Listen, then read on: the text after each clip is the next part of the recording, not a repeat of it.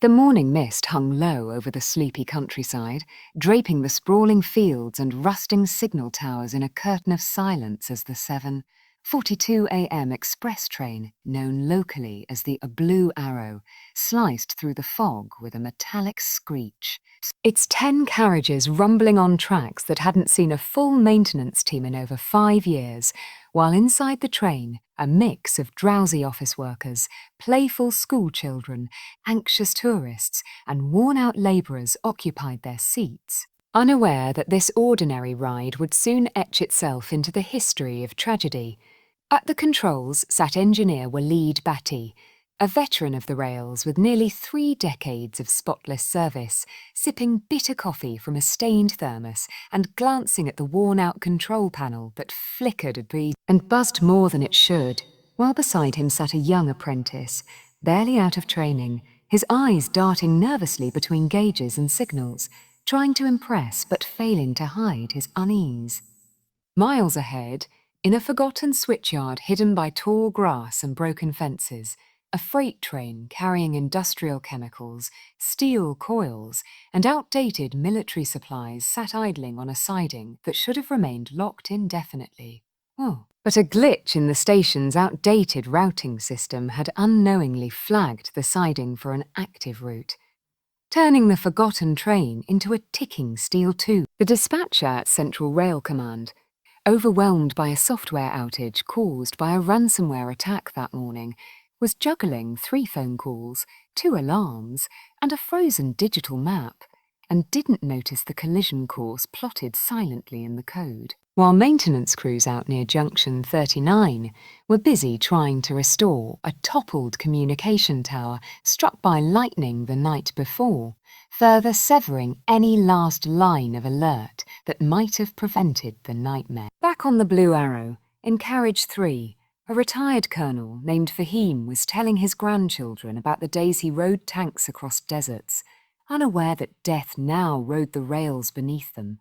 And in Carriage 6, a young girl named Misha clutched her violin case, heading to her first city concert, rehearsing finger placements in the air as her father filmed her proudly. Meanwhile, unnoticed by everyone, the train began to accelerate past its speed limit as the aging engine's governor malfunctioned. A result of a cracked circuit board worsened by overnight condensation, and the apprentice's warning glance was brushed aside by Wade, who mumbled something about a phantom readings before focusing on a tunnel entrance coming up ahead, which obscured what lay beyond, a sharp bend followed by a broken signal, and the ghost train sitting squarely across the main track. Birds erupted from nearby trees as the ground began to tremble louder than usual, and a farmer tending goats near the embankment looked up in confusion,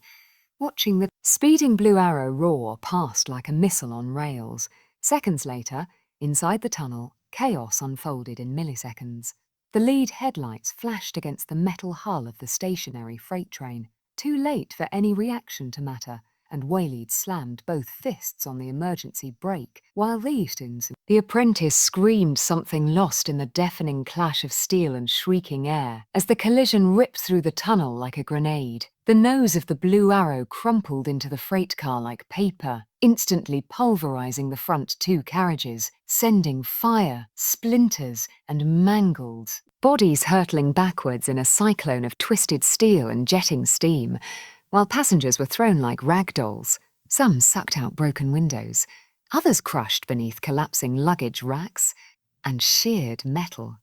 The violent momentum forced 4 more carriages to derail, slamming into tunnel walls, bursting into flame as electrical circuits sparked and ignited fuel from ruptured generator cars, and a deafening explosion echoed for miles, rocking nearby villages who saw nothing but smoke billowing from the forested hill that housed the tunnel. Within minutes, emergency sirens wailed across districts, but the remoteness of the site meant rescuers had to hike miles through broken terrain with stretchers, dogs, and flashlights, reaching the site only to find a landscape of horror, blackened steel, mutilated bodies, blood pooling on tunnel floors, survivors crying under wreckage, and the sickening smell of diesel, blood, and burning plastic. Misha's violin case was found intact beside a scorched bench, but her charred body was located meters away, her hand still curled like she was playing a note, while Colonel Fahim's final act had been to shield his grandkids beneath his bulk, his back shredded by shrapnel but their lives spared. Engineer Waleed's body was never recovered.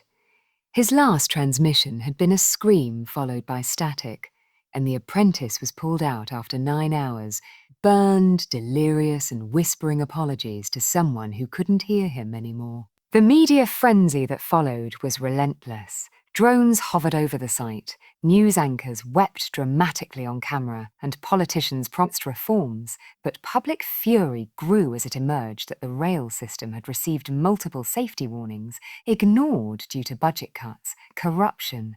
and digital sabotage vulnerabilities. An internal investigation revealed the ransomware attack had been preventable with basic cybersecurity protocols, and that a single technician named Danish had flagged the tunnel's signalling problem 6 months prior, but was laid off due to downsizing.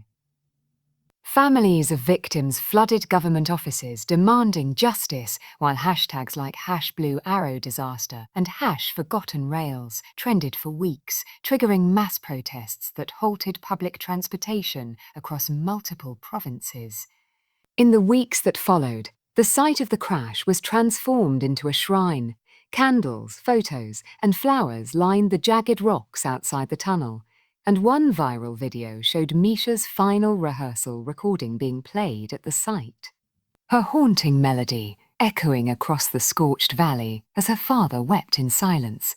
Train services across the region were suspended indefinitely, and the rail minister was forced to resign amidst accusations of negligence and bribe-taking, while documentaries, books and lawsuits piled up like the wreckage that had yet to be cleared. But even as the world moved on, those who had survived the crash bore scars that no compensation could heal. One teenager who lost his entire family refused to speak again. A rescue worker developed PTSD after pulling children from wreckage, and the apprentice, now wheelchair-bound and haunted by flashbacks, wrote a memoir titled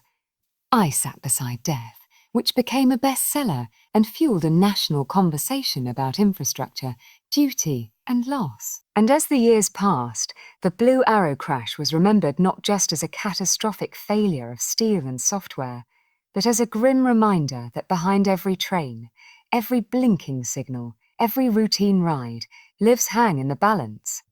dependent on choices made or ignored by those who hold the power to keep them safe.